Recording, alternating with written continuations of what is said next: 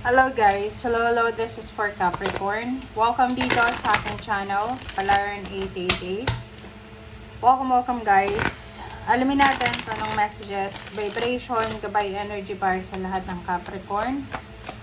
Please comment down below if you resonated. And dun sa mga bago kong subscribers, thank you guys sa lahat ng mga pagbisita nyo and pag-subscribe sa aking channel. Okay? Okay, Capricorn. So, let's check what to expect. Ano ba yung pwede mong i-expect? Okay, unang barahan natin dito is Farewell to the Moon. So, ano yung ibig sabihin? Ito yung pwedeng may mga moon energy kayo. Pag sinabing moon energy natin is yung sensitivity, negativity, mga toxicity na yan. So, sinasabi ng baraha sa'yo dito na there's a parang ending. There's a parang recovery. So, kung ano man yan na pinagdadaanan mo or pinagdaanan mo. So, nakikita ko sa'yo dito na magsisay goodbye ka na sa old mo, sa old self, old habits, old mindset. Parang ganon.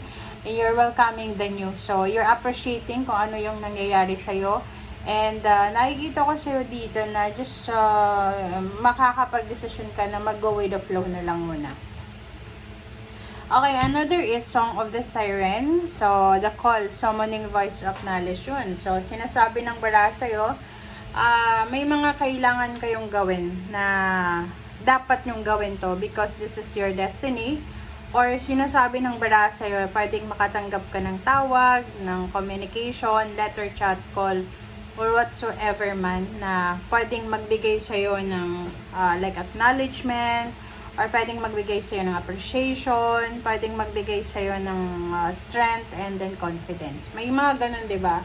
Like halimbawa, isang kaibigan mo, may problema siya, tapos tumawag ka lang, chinat mo lang siya, tapos ayun, medyo naka-recover siya sa kanyang pinagdaanan. Same with you then, okay?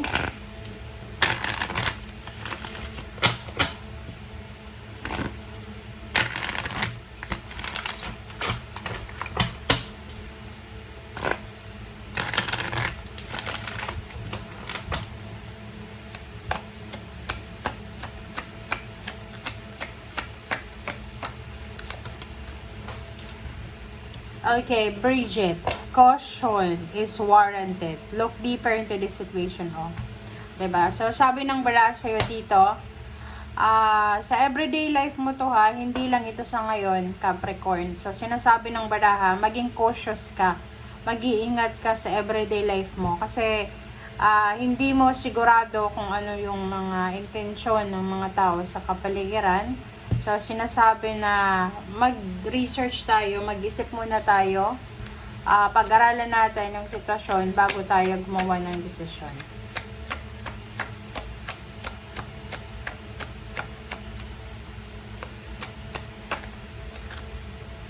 Ang dami niya.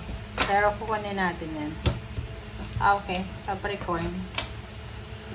Dito naman sinasabi na you're flying high right now. So, may mga Capricorn na pwedeng kakapromote lang or kakarating lang sa ibang bansa. Kumbaga marami kayong mga victory and success na posibleng pagdaanan. So, expected mo na yan na pag may mga pinagdadaanan tayong maganda sa buhay natin, like may mga success story tayo, mga ganon, may mga tao na hindi, yung iba maniniwala sa'yo, yung iba magiging proud sa'yo, pero mangilan-ngilan dyan na ma-threaten sila, yung parang maiinggit sila. So, dito sinasabi na, hayaan mo lang sila, hayaan mo silang mainggit, huwag kang bababa dyan sa trono mo, hayaan mo lang, just go with the flow, diba? Hindi mo na yun, hindi mo na yun problema kung may mainggit sa'yo, kasi emotion nila yun eh, okay?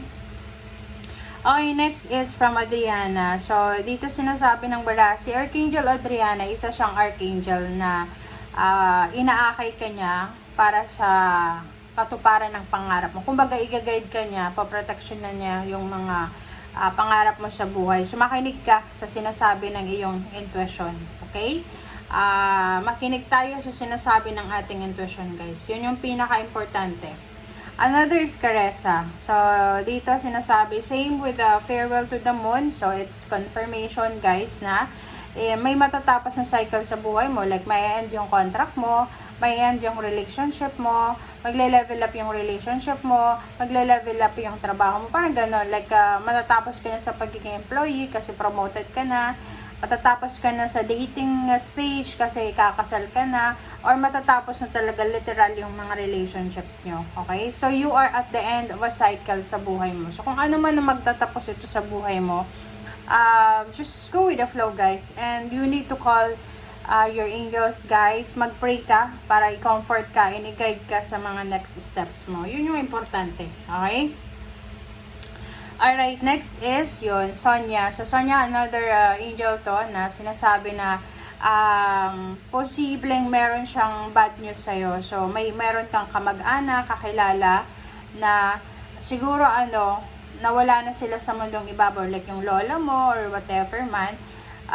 Hindi yung mga yung mga spiritual helpers mo or yung mga family mo na nasa ibang mundo na, nasa spiritual world na, hindi sila masaya sa pinagdadaanan mo sa ngayon. So, kailangan mong huwag mag-alala. Kasi yun sabi ng baraha sa'yo dito, huwag ka daw masyadong mag-alala. Okay?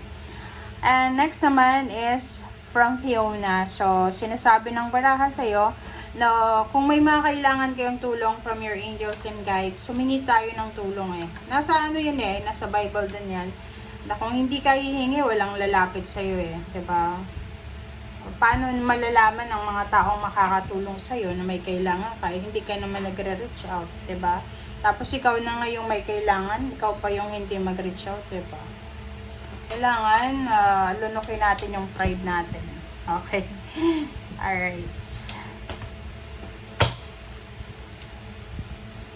Hindi tayo ng tulong.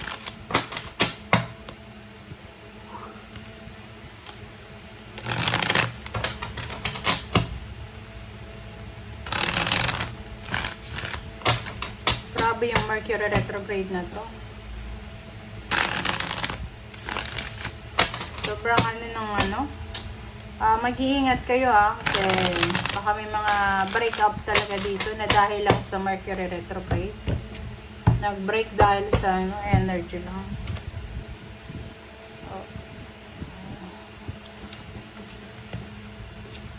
Okay, first two cards tayo. Capricorn, Queen of Pentacles and the Magician. So, dito sinasabi ng baraha sa'yo, Capricorn, okay, may mga financial and emotional problems ka na posibleng kailangan mong i-consider. Pero, sinasabi ng baraha, isang napakabilis, unexpected na financial source or resources ang posibleng darating sa'yo.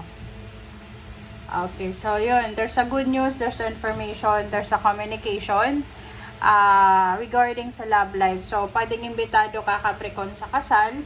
Pwedeng yung person mo ay promoted, yung asawa mo, o yun. Or posibleng yung kung ikaw ay may asawa, may boyfriend, girlfriend, yung mga karelasyon nyo ay may posibleng mga problema sila sa finances na kailangan nila ng tulong mo. Or ikaw ito, na kailangan mo ng tulong from your person. Okay. Sinasabi ng baraha sa'yo dito, Capricorn, na kailangan mong unahin yung mga pangarap mo. If you are, like for example, in a relationship, pero yung live-in lang, tapos boyfriend, girlfriend, sinasabi ng baraha sa inyo dito na huwag nyong masyadong seryosohin yung love life nyo. Okay? Lalo kung wala pa naman kayong anak, hindi pa naman kayo kasal. Sabi ng baraha, unahin mo daw yung pangarap mo, financial dreams mo. Okay? Contract, documents, diba? Sabi ng baraha dito, pag-isipang mabuti, Capricorn, huwag magmamadali para sa pagpirma ng kontrata, pagpirma ng papeles, lalo na kung tungkol ito sa marriage. Okay, so sinasabi ng baraha sa'yo, unahin mo yung mga pangarap mo. Ang pangarap mo dito is maging stable and secured yung finances mo. Pangarap mong makapagpatayo ng bahay, makapag-renovate ng bahay, makabili ng bahay. Okay? So, kaso lang, ang love life mo, yung love life mo daw, Capricorn, siya yung posibleng makakasira ng mga pangarap mo sa buhay. Kung pagtutuunan mo ng pansin yung love life mo, siya yung magiging sagabal sa pagtupad mo ng pangarap mo. Hindi ka makakalaya. Kasi ganun yun 'di ba? Sa panahon ngayon, siguro kailangan nyo munang mag-settle para sa sarili nyo. Okay, Ace of Wands, Seven of Pentacles. Sabi ng baraha sa'yo dito, wag mong hintayin na tumanda ka na bago ka gumawa ng actions dito. Like here, sinasabi ng barahan na hanapin mo kung saan ka aasenso, hanapin mo kung saan ka kikita ng malaki. Kung nasa Pilipinas ka, why not itry mo yung pangingibang bansa? Kung nasa ibang bansa ka na feeling mo stagnant yung situation mo, hanapin mo daw. Okay, search for it. Okay? Para dito sa financial dreams mo. Okay guys, thank you for watching. Bye!